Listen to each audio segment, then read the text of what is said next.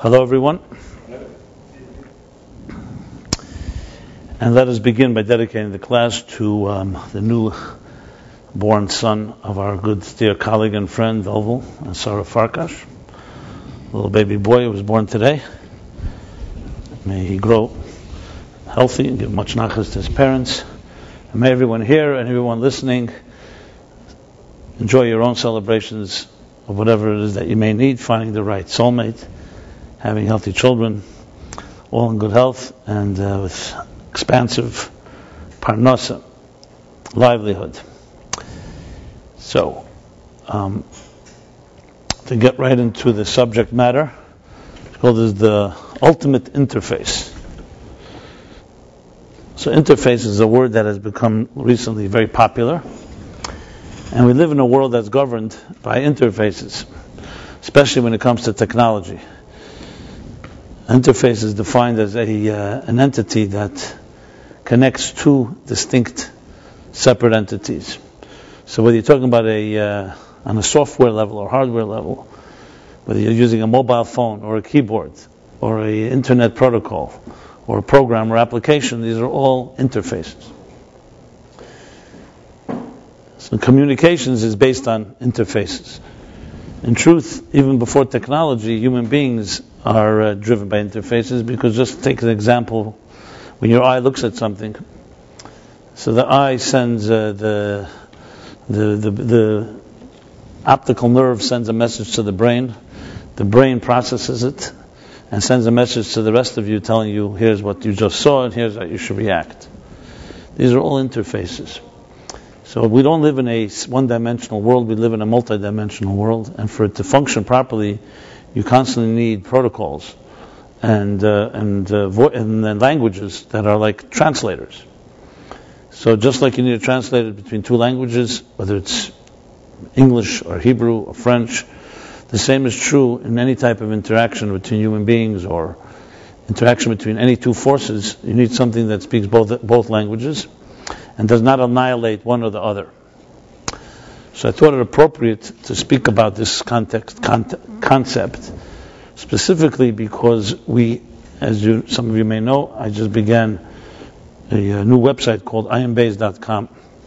I say we, the MLC, celebrating the centennial of the anniversary, the centennial of a real revolutionary epic that was delivered 100 years ago, Shavuot, this week. And I intend to, on a weekly basis, actually create a thing called Club 72 and welcome everyone into this club, and offer every week summaries of this text made accessible and relevant and applicable.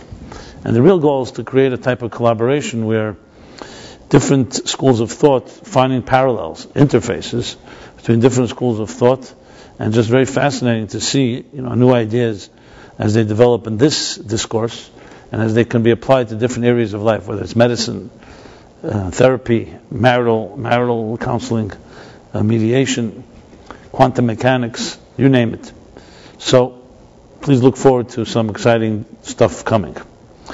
And this Ayam Beis, which is in Hebrew the word 72, Ayam Beis means 72, is short for the year Tafshin Ayam Beis, which this year is the year 5772. So short, we say 72. And 100 years ago, it was 5672. And hence the name of this discourse is called Hemshech Ayam Beis, which means a series of Ayam Beis that began Shavuos 100 years ago and went on for almost 4 years, then continued in writing by this great master, mystic and visionary. Now when you read the text itself, it's quite cryptic, but not to the extent you can't understand it. So I've been teaching it now on a daily basis. Every day we post new classes on YouTube, and it could all be seen in iambase.com as the site develops. Right before Shavuos, we sent out a sneak preview and somewhat of a trailer about what the themes are. But its central theme of Ayam Beis is interfaces. It's a book of interface, and it speaks about it, of course, on a cosmic level, on a spiritual level, but on many, many levels. I mean, they're fascinating chapters that talk about the unconscious and how the unconscious is bridged into the conscious. So there's an interface right there. So as we speak right now, how many interfaces are functioning right now in your system, your being, your brain, your heart. As you hear my words and you process them, you're interfacing these ideas. If I communicate them well, you'll be able to absorb it. If I don't, the interface can be compromised. And the same is true in every area of life, especially relationships. You have two people, strangers, who want to have a relationship with each other, and yet they may have different agendas, and they have their individuality separates them. So how do they find a common ground? That's another interface. So really mastering and understanding and appreciating the idea of interfaces can really help us improve virtually every area of our lives. How we communicate with ourselves, how we communicate with each other, how we communicate with communities, how our heart and mind communicate, how our unconscious and conscious communicate. So this is what I would like to address, and this will be an ongoing theme for quite a period of time, not necessarily every week, but being that I'm immersed in it and I'm studying it, and I'm seeing these very powerful insights, so I thought it appropriate to share, and above all, share it in ways that can help us, as I said, better our lives. So a good way to begin, since we're coming from Shavuos, this holiday was just finished on Sunday and Monday, which celebrated the 3,324th anniversary since Sinai, when the revelation at Sinai and the mandate that God gave us, the blueprint for life given to us at Sinai. And we're now in the chapter we're going to be reading at the end of this Shabbos. This week we read the Parsha Nosei. So I thought to address where's the first interface of all. It was clearly before computer programs, before mobile devices, before communication technology. So the question is, who was the first interface in history? And what has been written about it? Because often, and this is just a methodology, when you want to really appreciate an idea, it's always good to trace it to its roots. Because in its root, you really see it in its pristine form. Whereas over the years, it may get distorted, it may get corrupted, polluted, etc. So it was the first interface in history. And I submit here the first major interface was Sinai, this event at Sinai. And the reason being was, as I mentioned many times, before Sinai there was a schism between matter and energy. When Einstein writes the formula E equals mc squared, that was made possible due to Sinai, because Sinai created a bridge between matter and energy. Or in the words of the Medrash, that before Sinai there was a schism, a split between what was above and what was below. That which was above, the spiritual could not descend into the material, and the material could not ascend and elevate into the spiritual. Compartmentalized worlds, body and soul, matter and spirit, matter and energy, and so on. And at Sinai, these two were bridged. So this is essentially the first interface, an interface that allows us to fuse these disparate and opposite worlds. But to drive the point home even further, when you read this week's chapter, and I'll read a verse at the end of the chapter, Parsha Nosei. This is usually the Parsha we read after Shavuos. There are times that it's read before, but most of the time it's afterwards. So at the end of the chapter is a very interesting verse. The verse states like this. Literally the end, the last verse in the chapter.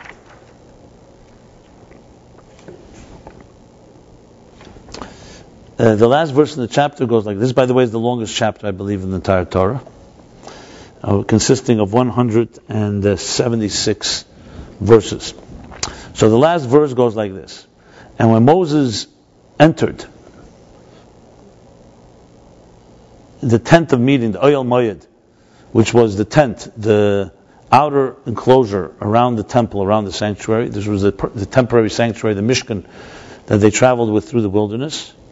So when Moses approached or entered into the Oyel Moed, l'daber itay, to speak with God, v'yishmes hakel, and he heard the voice speaking to him from above the kaperis, from above the cover of the ark, which was on top of the holy ark, between the two cherubs. That's where God spoke to him. Okay, it seems like a very simple verse, but it's not so simple at all. So Rashi, the commentary, says that this verse comes to reconcile two contradictory verses in the Torah. We know that the temple was built in order for God interface between heaven and earth. The temple was made of physical matter, physical materials, and God said, also the Mikdash built for me a sanctuary and I will rest among you. I'll soon explain this a little further, but I'm just talking about the technical part of it. And a temple was built, a sanctuary was built. And at that point, when the Jews were traveling through the wilderness, it was still temporary, because they had to travel. So it would be assembled, and disassembled, assembled, every time they would travel through the wilderness. Once they came to Israel, there were different points where this temple continued to rest, until finally King David established the place, the Temple Mount, and King Solomon actually built and dedicated the first temple on the Temple Mount, which today we visit. The Kotel Maravi is the outer wall, the western wall of the temple area. Then the temple was destroyed 410 years later. For 70 years it remained desolate. It was destroyed by the Babylonians and then rebuilt by Herod, and stood for 420 years until the Romans destroyed it as well. Also the same day, Tisha B'Av. And the only thing that remains is the western wall. The western wall is from the second temple. And that has always remained there forever. This site is considered holy till this very day, because Kedusha Le'Zazim K'ema, holiness never leaves its space. It has eternal value, eternal power. And in this temple, it says that this is where God spoke to Moses. So Rashi brings like this. In one place, I'm quoting now Rashi. Rashi says the following. Two verses that disagree with one another. They contradict one another. And here comes the third verse in this chapter and reconciles between them. One verse says that God spoke to Moses from Ohel Moed. Ohel Moed, as I said, was the outer courtyard, which was outside of the Holy of Holies, where the ark, the Holy Ark, that's what it says in one verse. Another verse says, and I will speak to you from above the cover, from the Holy of Holies. This is a clear contradiction. Is he speaking to Moses on the outer courtyard or from above the ark, which is the Holy of Holies? So here comes the third verse here and says the following. That Moses approached the outer courtyard, and there he heard the voice that came from above the cover of the ark. So this third verse reconciles that the truth is that both are true. That the voice emerged from the ark and from the cover of the ark, but it traveled all the way to the outer courtyard, and that's where Moses heard it. That's what this third verse reconciles. So the obvious question is, why do you need three verses? Why not just say it clearly one time and that's all? You wouldn't have to have a contradiction. You have to have one verse says this, one verse says that, and the third verse comes to reconcile. So the answer to this is interface. What does interface mean? That whenever you want to connect two opposites, you need to have a third joint or third connection that has a piece of both of them. Like I mentioned before about a translator. A translator is someone that knows two languages. If someone speaks English, another person speaks Hebrew. The translator knows both English and Hebrew. In the context of a relationship with something that is beyond us, the question is, how do two forces come together without one annihilating the other? Let's for argument's sake, say you want to unite heaven and earth, the infinite and the finite, the mortal and the immortal. How is that possible? If we want to connect to the divine God, which is the immortal, how can we connect without and remain intact? Moses asked God to see his face, and God said, no man can see my face and live. And we know this also to be true. When anyone has a spiritual experience, it can be quite dangerous. You have the story of Nadav, the two sons of Aaron. They rushed into the sanctuary the first day when it was erected and dedicated, after its dedication. And they got burned out. They literally burned up from the ecstasy. You have the story of the four great sages that went into the paradise, the orchard. Three of them did not come out intact. One went mad, one died, one became an apostate. Only Rabbi Akiva entered. So when you have, let's say, lahavdils, you can say, people who burned out through OD'd, like Jimi Hendrix, or Jim Morrison, or Janis Joplin, and others who may have not died, but basically burned their brains out, You find usually people who had a lot of energy and were going higher and higher, and they could not return. They could not contain it. And this is possible if someone sometimes can be a very spiritual person, they can't ground it. So there's a big challenge when a person you can get easily burned up by the intensity of any powerful force. And that's why great care has to be taken before one enters into a very deep spiritual experience. Even at the time of at Sinai, it says, as the Jews heard the 10 Commandments, each commandment they heard, it says, Parcha neshmosam, akol dibur v'dibur, every utterance, their souls would expire out of the deep spiritual connection they had, and they needed to be revived again and again. So, when you're talking about a connection between ourselves and a higher entity, how can one connect that without destroying one or the other? And this is a question that thinkers and philosophers have had from the beginning of time. How high can man reach? So some argue, being mortals and being limited human beings, we could only go that high. Transcendence is very limited. Others, especially in Far Eastern disciplines, will say, you can go very high, but you have to give up something. You have to give up the illusion of the material world. You have to enter into the light, into the higher unity. To function in the marketplace of this material world with all its corruption and greed and so on, is a contradiction to having a spiritual life. There are those that argue that. Others, for example, Calvinism or the Protestant work ethic, argues, enter into the world, immerse, and try to be a virtuous person in your work. So the question is, can we actually unite spirituality and our material lives without one annihilating the other? The same question as I mentioned before about relationships. Two people who are, let's say, strong personalities. How can they really come together and join as one with them remaining intact, their individuality intact, and at the same time have love? Most people feel you have to surrender something, you have to compromise. You may get something better in return, but a relationship, some people feel, is all about compromise. Is it possible for two entities to actually remain intact and whole without compromise, and at the same time also connect? That seems much more complicated. It's easier to understand that two entities come together, but one compromises or is weaker and so on.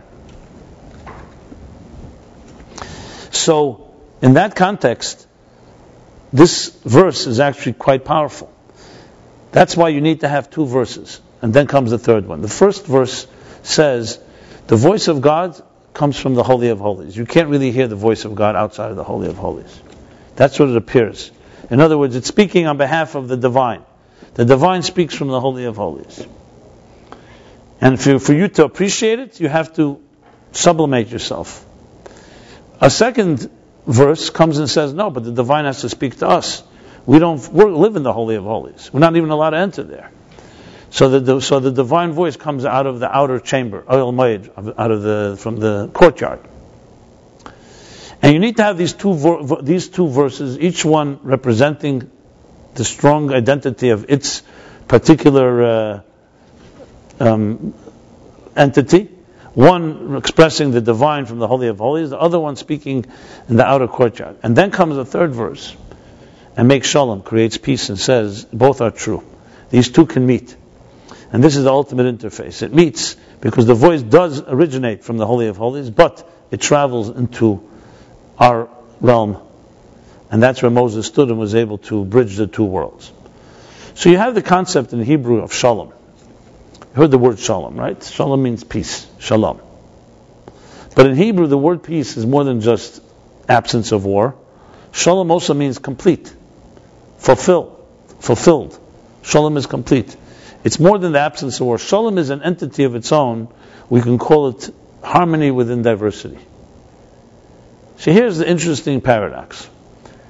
Beauty is only possible when you have more than one entity. A beautiful color like blue or red, as beautiful as they are, you can't really call it beautiful. It's just a nice color. Musical notes, same thing. One note, as eloquent as it may be, is one note. You play it too many times, it becomes monotonous. What is something of beauty? Something of beauty means you take different colors, many colors, hues and shades, you combine them in the right fashion, create a symmetry, and that is called beauty. So beauty is really harmony within diversity. But here's the paradox. Diversity also has the potential of chaos. As soon as you bring more than one entity together, they can also disagree. They can contradict. So that's hence the word shalom. Shalom is not whether everybody's a clone, where we have different opinions, and yet we're able to find peace because we have a certain commonality that transcends our differences and connects us all. So it may sound like a paradox, but you know something? Everything healthy in the world functions this way. Look at your own body. From my flesh I behold God, it says. Look at your body. What is your body? It is one organism with millions and millions of different systems, trillions of cells, 75 trillion cells, many, many systems, organs and limbs, that if they were all separate, you would never imagine that they could all come together, and they function as one whole unit, with like an invisible synergetic voice telling them all to coordinate efforts. And that's exactly what they do, almost a miraculous way. The same as the large universe is like an organism. Look at nature, the ecosystem. Without human beings intervening is a perfect balance. Everything is not more than necessary, not less than necessary. And it all balances out. And when you look at it, it's exactly that, harmony within diversity. But harmony within the diversity, which is the ultimate interface, requires first there be unique entities, each one emerging as an individual, independent state of being. Then they come together in this unified fashion. So unity is not about everyone becoming the same. Unity is about seeing the harmony within the diversity. The same is with human beings. Two people can be very distinct individuals, very independent, very individual, each one with their own personalities. No two people think alike, no two people look alike, and yet they can find a common ground which does not only does not compromise one another, but they complement one another. Like in the human body, it's not compromise. When, for example, you put a piece of food in your mouth, and instead of it going into the windpipe, God forbid, it goes into the food pipe, and the windpipe closes, that moment the windpipe's closing is actually what's necessary. It's not being compromised. It's the body learning to function, that every part of the body opens and closes when it needs to open and close. And it works in this, as I said, symmetrical fashion. So each one has its time, each one has its place, each one has its role. The same thing in a musical symphony, musical composition. You have many musical notes. As you play them, when you're playing one, you're not playing another. But then you need the next one. So you have both fierce individuality, but also fierce unity. This is the perfect example of having everyone is intact, but there's some interface that's connecting them all. And here in this week's chapter, the end of the chapter spells it out very clearly. If it's a divine voice, how could it be human? And if it's a human voice, how could it be divine? So you have one verse that represents the divine, the divine in its purest form, the Holy of Holies. There's one verse that represents the divine voice as it speaks to us on our terms. And then there's one that reconciles and says it's both. So the good example for this would be, maybe this is also the ultimate interface, is when a teacher begins teaching a student. So if you're the teacher and you have many brilliant concepts and ideas,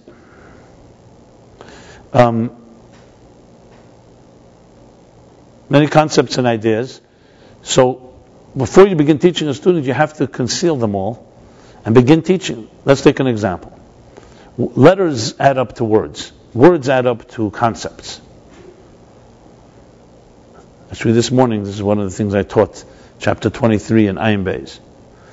So letters add up to words, words add up to concepts. Now, when you look at when the teacher who knows, let's say, take the word Baruch. Baruch in Hebrew is made up of 4 letters. Beis, Reish, Vav, Chav. It means blessing, which means it includes an entire volume about blessing. Blessing someone with life, with health. On a spiritual level, Baruch is drawing down energy from its source, from Keser through Chochmah.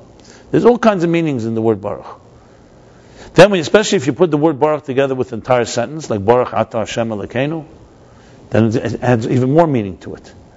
So those who are educated, and not have to be necessarily a great scholar, but even if you are a great scholar, the word, the bays, the reis, the vav and chaf, as they come together in this word baruch, take on a whole new dimension of meaning that you can no way that you could teach this to a new child, to a new student. So now you have a 5-year-old coming to school, and you're the teacher who knows all the deep meanings in this word baruch. How do you begin teaching this to a child who doesn't even know how to read yet? The first thing you do is you show them the word baruch inside of a book. And you say, you see this word baruch is made of 4 letters. Let's look at the first letter, the bays. Like a B. And let's pronounce it. Say bays. Write down bays. And you educate the child in this letter. The child has no clue that this letter is coming from a word that has volumes and volumes of teachings on it.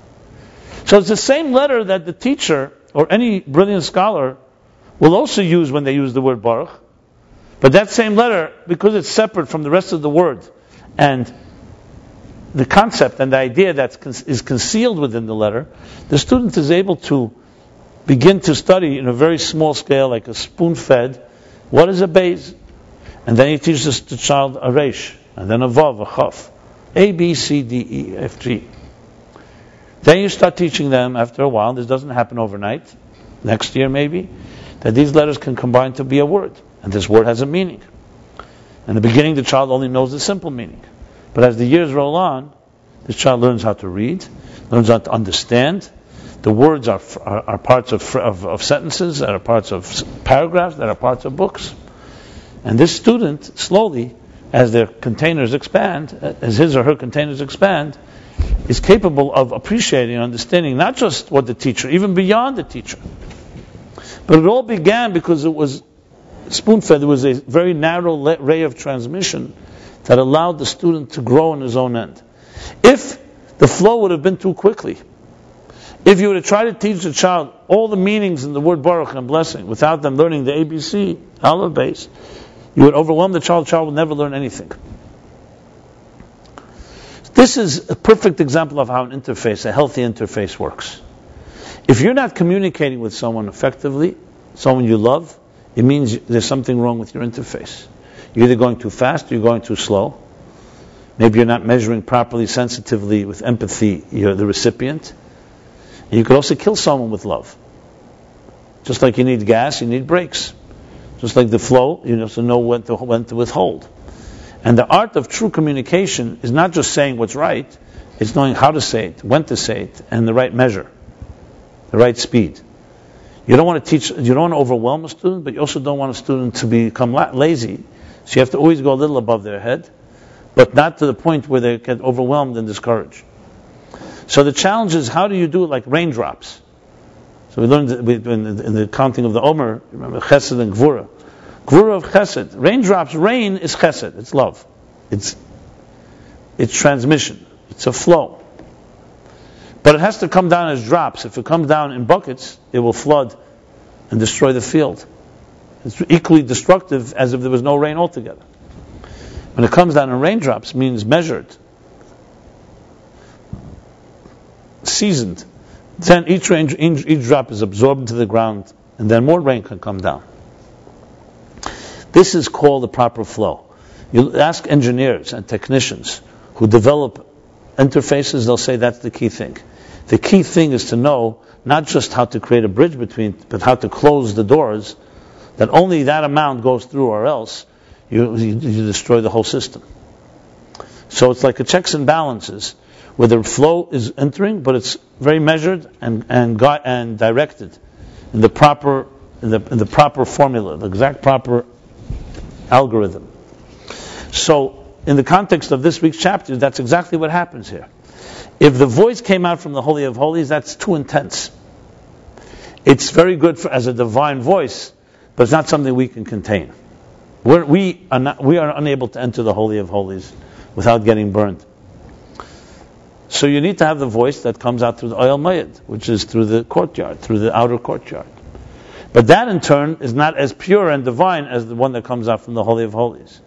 So each verse represents, as I said, its particular function. Then comes the interface verse, this third verse in this week's chapter, that says, Both are there necessary. That we have to have an element of the Holy of Holies, and you have to have an element from the outside, and then there's that third voice that mediates and reconciles between the two. And this is true in every interaction. When a healthy interaction is happening between two people, there are three things always taking place. There's one person's voice, the other person's voice, and a third voice that's deeper and more transcendent that can reconcile between the two of them. Find a way to bridge the two. Now, we may not notice these three, but in any healthy, let's say, mediation or any healthy counseling, and I deal with this very often. You sit with a couple who will have disagreements about things, sometimes very serious disagreements, and you listen. So what I'm looking for is to hear how each voice speaks, to hear what they really are saying, see how each of them hears the other. Usually they don't, or else they wouldn't be sitting for advice, getting advice. And then trying to find, if possible, that third elusive ingredient that can show them both that they can complement each other. But it's not so simple, because this isn't just about two opinions. There's issues of ego and pride and hurt and betrayal and all kinds of things. Once you build up resentment, it's not that simple just to sit down and say, okay, let's hear your voice, and now let's find the third. Obviously, it's best to nip these things in the bud. The earlier, the better, because once it starts growing, it becomes a monster. And once it becomes a monster, it's far more difficult to address. But essentially, the goal and the method is to really find that type of in-between place. Now, to do that, you really need bittul.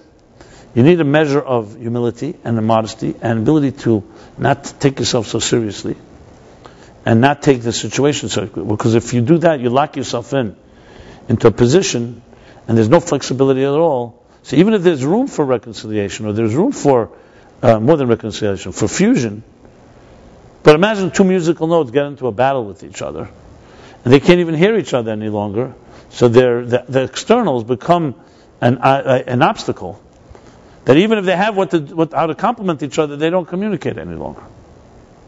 Like there's a breakdown.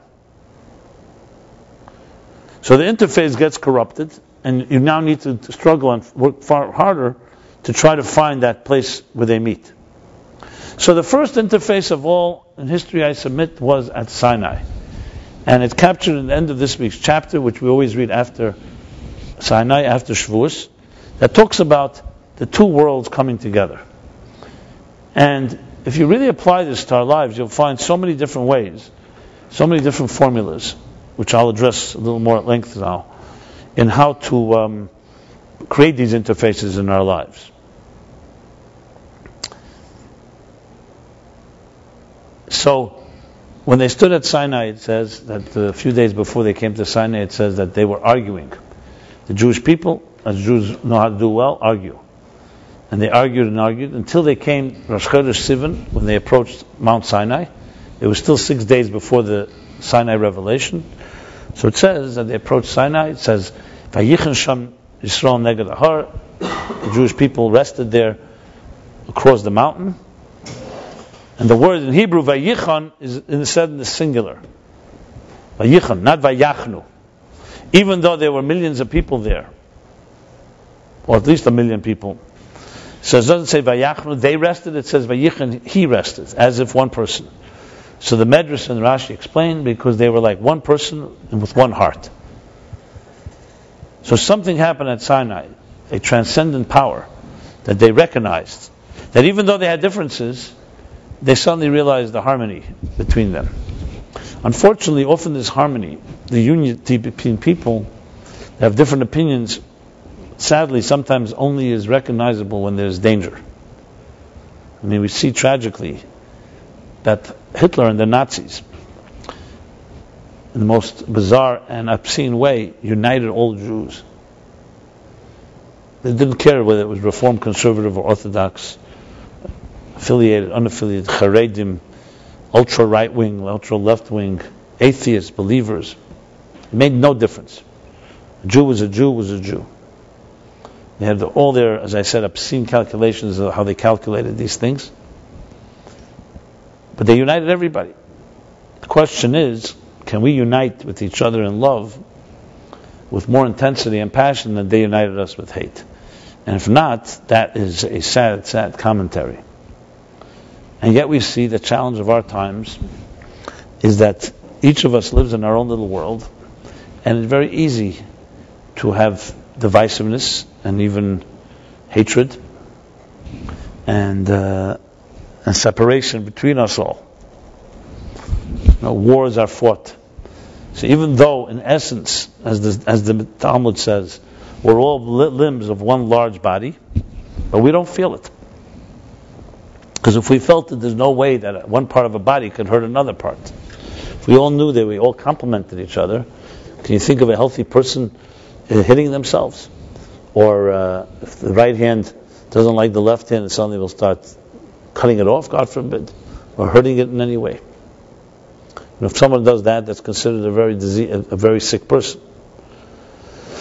But yet there's a concealment. We cannot see this integral unity. In truth, when you study quantum mechanics today, modern physics, we know that there's a subatomic level, there's a connection between everything. Subatomic particles sense each other and affect each other. As strange as it may sound, this is today common knowledge in the quantum mechanics. That there is some type of underlying unity. Some use string theory to explain it. Some see it like as one big field of energy. There's that, I mentioned this several times, that TED talk by, what was her name? The neuroscientist. I always forget her name. Anyway, she was a neuroscientist. She went into neuroscience because of her brother being schizophrenic. And then, as luck would have it, she suffered a stroke. And being trained in neuroscience, she recognized the stroke and recognized its impact on her. And it was her left brain that was affected. So she describes in this talk, you have to see this talk, it's fascinating. It's not a religious talk, but she says the left and right brain function very differently. The right brain is a uniter. It sees things in terms of a field of energy. The left brain is what distinguishes between one item and the next. She speaks actually about this. She says, so I was seeing literally how my left brain was shutting down. Now, in a healthy person, the left and right brain work together, so we don't really distinguish. But here, she was having a clear evidence of a right brain at work without the left brain functioning. So she said, I saw a toothpaste, I see the toothbrush, but I can't bring my hand to touch it because the right brain doesn't relate to items. It only relates to a field of energy. She literally said, what you see is a unity. Everything is connected. Everything is like one field of energy. Imagine, let's say, you were able to suddenly see an invisible quilt, an invisible blanket, a invisible quilt that all the objects in this room are sitting on. And then suddenly you can't see the quilt anymore, so all you see is the objects. Think of it like, I guess a good example may be, let's say water, waves of the ocean washing up upon a bunch of objects. So when it washes upon the objects, you can't really see the objects any longer. They're all part of the water. But then the water recedes, and the objects suddenly emerge again. So example would be that everything is in one field of energy, many objects, all riding on this one quilt, and the left brain is what distinguishes. Anyway, you could hear from her even more eloquently. She describes exactly what she experienced.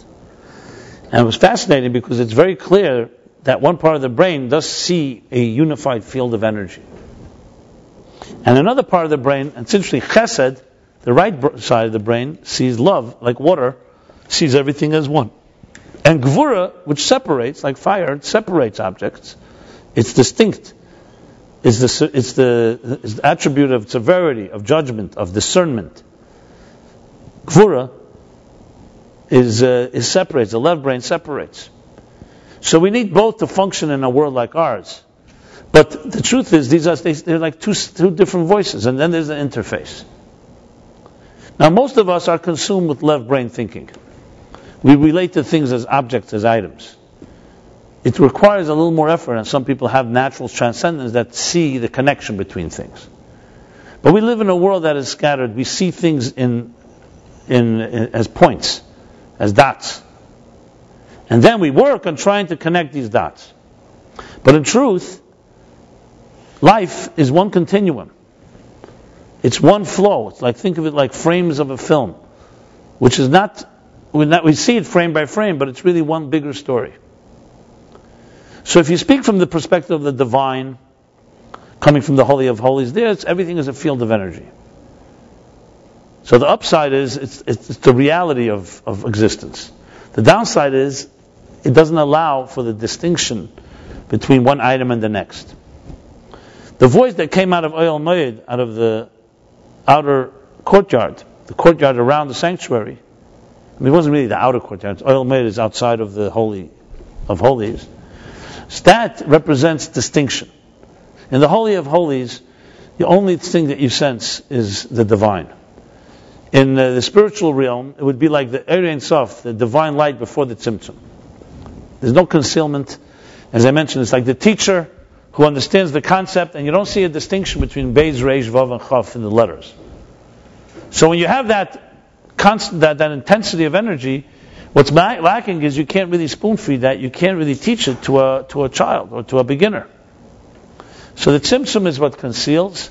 Then comes the ray of light, the Kav, which is the voice that comes out through the Oyel Moed. And ultimately the Kav, which is that ray of light, the transmission of the teacher, the Beis that starts teaching letter by letter by letter, is connected to the concept the way it was before, but in a diminished form. And its objective is to bridge the two worlds. So in the spiritual realms, that's exactly the structure. You have an entity that's complete unity. If that were to radiate with full intensity, without any limitations, our independent existence could not have emerged. For it to emerge, you need to have some level of concealment, total concealment. But then, total concealment as well closes off the door. So you need some interface that connects these two forces. Think of it like the faucet or the filter, which is yet another interface between, let's say, a reservoir of water, pumping water through the water mains and pump pipes into your home. But then when you turn on the faucet, only a small flow, a trickle, enters into your home. If the faucet breaks, you have a flood. The key is to have a flow that is containable. And the same is true in how we communicate love and how we communicate with each other. Too fast or too much, the volume is too high or too great, that floods and overwhelms. If it's too small and too little, it doesn't really create the connection as well. So the truth is, what you need to have is both working together. So it's three different stages. One verse, the second verse, and the third verse that creates shalom, that reconciles and bridges the two. And as I said, this can be applied in many models. What's fascinating when you learn Ayin Beis, the discourse I'm describing, is that he speaks about it in a very conceptual level. But this concept can be applied, as I said, in many sciences and many schools of thought. And that's where it really can get exciting. Because imagine if you were able to take these ideas and apply it and create actually new technologies, or create new ways of communicating, or new mediation, then you suddenly see how the Torah that was given thousands of years ago didn't just bring justice and civilization to the world, it actually brought modalities and paradigms that can help us prepare for a better world, and prepare our lives and connect our lives in new ways and new forms and new formulas. So what you have in this discourse, and I just mentioned a little taste of it, in these chapters talking about the interface on this level, is how we create a connection between the infinite and the finite, between the mortal and the immortal. And on a personal level, I mentioned relationships, but this also applies within oneself. Communicating with yourself as well. Very often we go to extremes. You don't need to be bipolar to go to extremes. We all go to extremes. There are times of high inspiration, high octane moments, and then there are low octane moments. Which means there are times we feel very inspired, very motivated, and there are times that we feel completely the opposite. And it's hard sometimes to find balance. In the Haftarah of the first day of Shavuos, we read the vision of Yecheskel. And as I mentioned many times here, the concept of Ratzeh V'Shuv. the vision he saw of energy running and returning. Ratzeh and Shuv, yearning and returning. Or you can call it tension and resolution. So when people complain, I wish my life was more stable and didn't have these ups and downs. As I once reminded somebody who was hoping and praying for a total so-called, let's call it flat life, meaning there shouldn't be these extremes. So I pointed out to him, he happened to work in medicine, that when you look at a cardiogram and it looks flat, God forbid, that's not exactly what you want to see. Flat line. So it's true in mathematics, the shortest route from one point to the other is a straight line. But this is not mathematics. We're talking about in life. In life, the shortest point from one to the other, you don't want to have a straight line. That's death. What you want to have is a wave, an equal wave. You don't want to go too high, to peak too high and then deep valleys. You want to have a symmetrical flow. That's all the wave. Talk about waves and particles. Not particles, it's waves. That's what a cardiogram is about. The heartbeat, as is the breath, are reflective of the rhythm of life, which is a pulsating energy. And the Kabbalists, in the terms of Kabbalah and Chassidus, it's tension and resolution. It's expanding and contracting as the heart does. And that's how it pumps energy. If it expands too much, and it's not commensurate to each other, the expansion and the contraction, you can have a problem. Irregular heartbeats. If it goes too fast or too slow. And same thing with breath. Breath has a rhythm to it. At times when we're running or we're out of breath, so that may be necessary for that moment in order to rush. That moment the body works overtime, or the heart beats faster. But that shouldn't be the way all the time. That's for that moment. It's compensating. But in a balanced rhythm, there's a certain flow. Now, if you think about it, that's why shouldn't psychologically, that is exactly the way it should mirror also psychologically. That life has its ebb and flow, has its ups and downs. There are times of inspiration. There are times when we integrate. There are times when we research. And there are times when we conclude, when we process, and we come to a conclusion. So everything has its rhythm. That's called the rhythm of life, the journey. So there too you need to have the interface between the two. You can have a moment of inspiration, a great inspiration, and be very motivated, and very often it doesn't have follow-up. Why doesn't it have follow-up? Because you haven't interfaced it properly. You allowed yourself to either become overconfident and just let the inspiration dissipate, whereas the key thing is that a moment of inspiration is to take on resolutions that you can't get out of. Some way commit to something that forces the inspiration to have a follow-up. That's called interfacing the inspiration, allowing it to extend into your life. Something happens, you get inspired, so you decide, I'm going to do something about it, and this is what I will do. And you commit with another person to it. That's an interface that works. Now, we could have inspiration that will suddenly say, I want to change the whole world. That's usually not going to happen. So it cannot go to any extreme.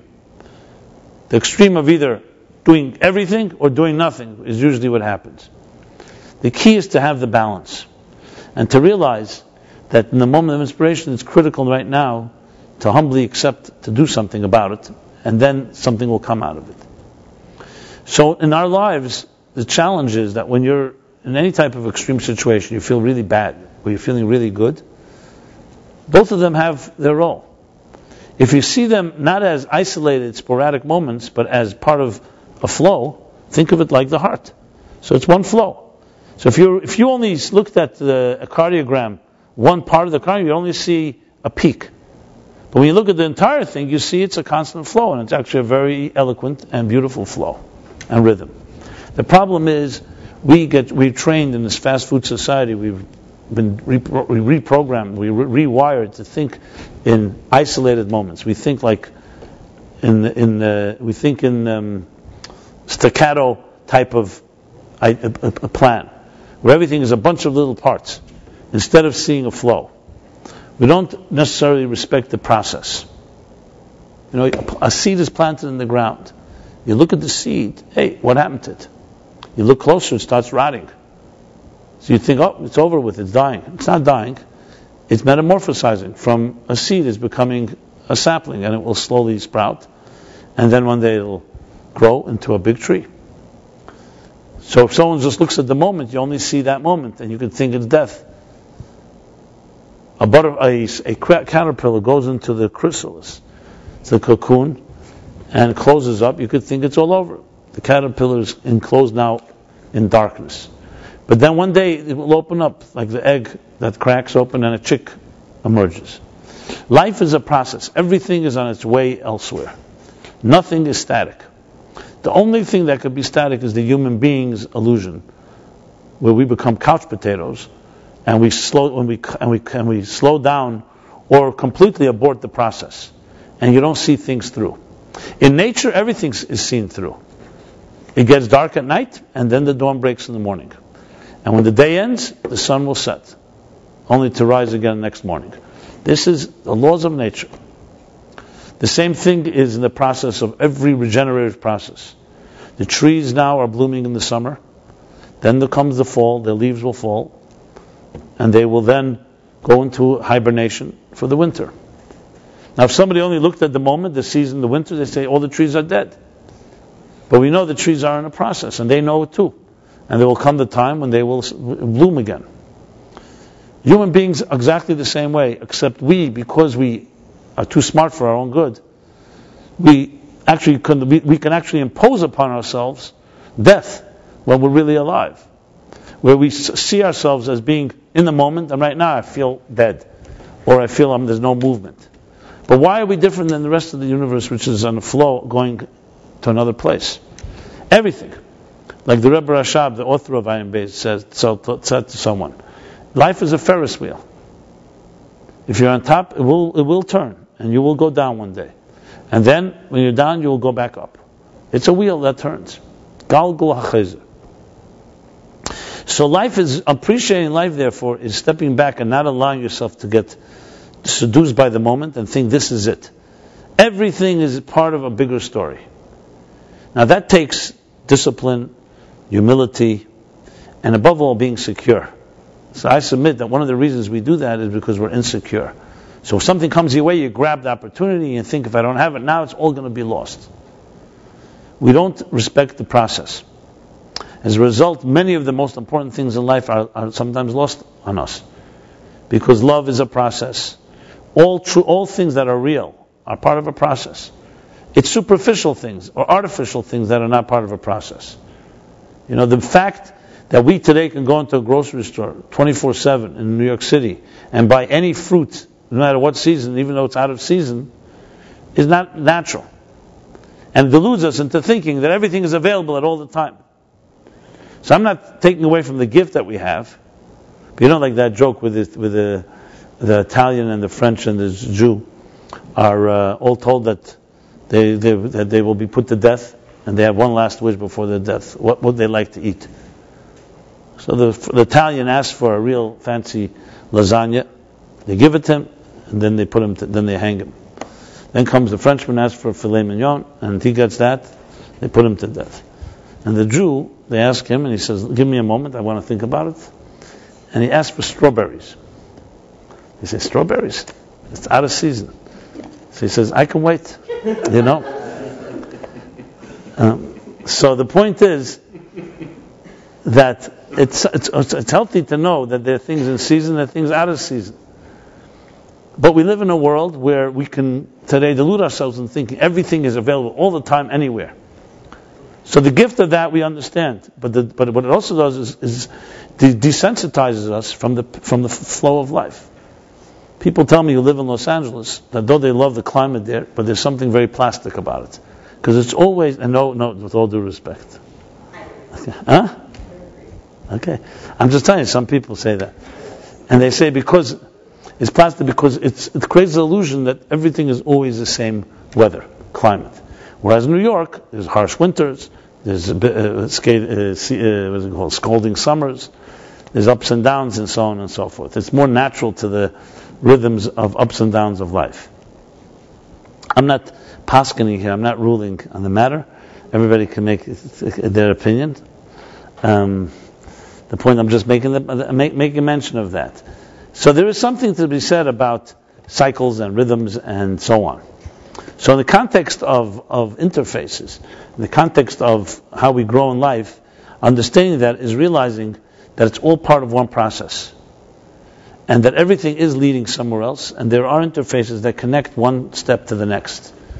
And to try to force the rhythm, meaning try to force a situation where there's only highs or only and no lows, is simply unnatural and unhealthy. The key thing to remember, as I said, Ratziv Yeshuv, that it's a cycle. I mentioned many times the Baal Shem Tov's, whose yahrzeit is on Shavuos, his 252nd yahrzeit with the Shavuos. So he gives a famous example called Schwindeltreppe. Schwindeltreppe in Yiddish means swindling staircase, a spiral staircase. But it's called like the swindling staircase. Why swindling? Because it swindles you into thinking that you're not reaching the destination. When you walk up a straight staircase, so there you see maybe many steps, but you see a destination. When you walk up a spiral staircase, every time you reach one point, you make a complete 360-degree turn. And at some point, you turn 180 degrees with your back to the destination. You don't even know you're climbing. To the point that when right before you reach the pinnacle, you have to turn completely around, and you can convince yourself that there's no destination, you're not reaching the height, you're just with your back to it. And this is the lesson he gives about seeing things through. That sometimes right before a breakthrough, that's when we give up. And that life is a process. So every time you knock on the door, it gets easier.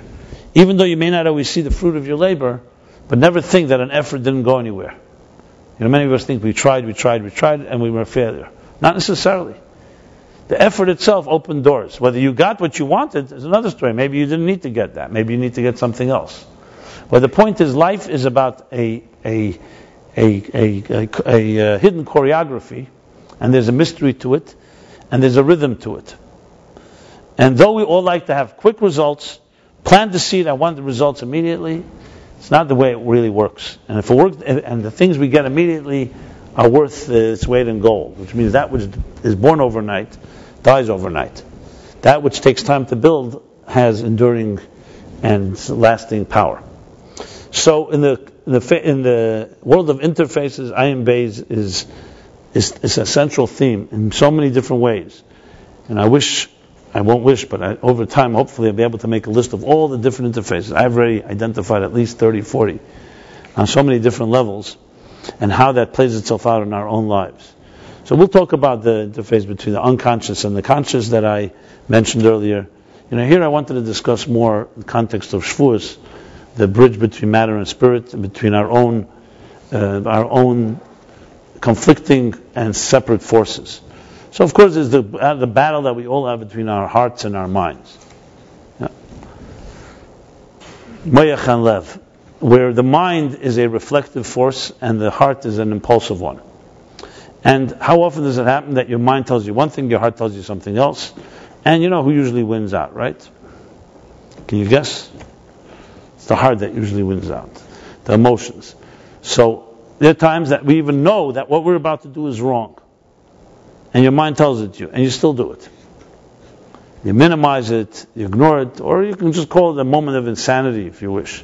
On this week's chapter about the Seita, the Talmud says, Ein Adam Ever Aver Elim Kenichnus by Ruach Shtus, which means a person does not sin, does not transgress unless they have a moment of insanity. A moment of blindness. Because if you saw that this was fire, you'd never put your hand in it. How could you put your hand in it? Because you don't see it's fire. So you're blinded for the moment. The impulsive heart has the power to blind us and bias us and bribe us. And bias, Sheikhid Ya'aver, blinds the eyes of the wise and distorts the tongue of the righteous. So if you need a battle going on, just look at the battle between the mind and the heart. But then we have the concept of Moyach Shalta Lev, which is self-control. Mind over matter. Lawrence Taylor, if I may quote him, the linebacker of the New York Giants, long ago retired, used to play quite injured, and they asked him, how does he do it? So he said, it's mind over matter. When you don't mind, it doesn't matter. I give him pretty good credit because he's usually not known as such a brainy guy, you know. But mind over matter really is the idea where the mind has the power to discipline and to channel the emotions. In other words, in a healthy situation, you want your emotions to tell you their reaction, but you don't want them controlling your life. You want to be able to look at something objectively before you get yourself into trouble, and then allow your emotions to come in full force. So think of the brain as being like the captain of the ship, and the ship itself is the emotions. Left on their own, emotions are impulsive and reckless even, and we'll react to what our emotions are impulsively to things, even if they're self-destructive. The mind, thank God, allows us to step back and reflect. Say, 1 second, before I put this in my mouth, maybe it's poisonous. It may look very sweet, but it may be very dangerous, etc., etc. So here you're two, in Ayin Beis talks at length about the interface between mind and heart. How do these two speak to each other?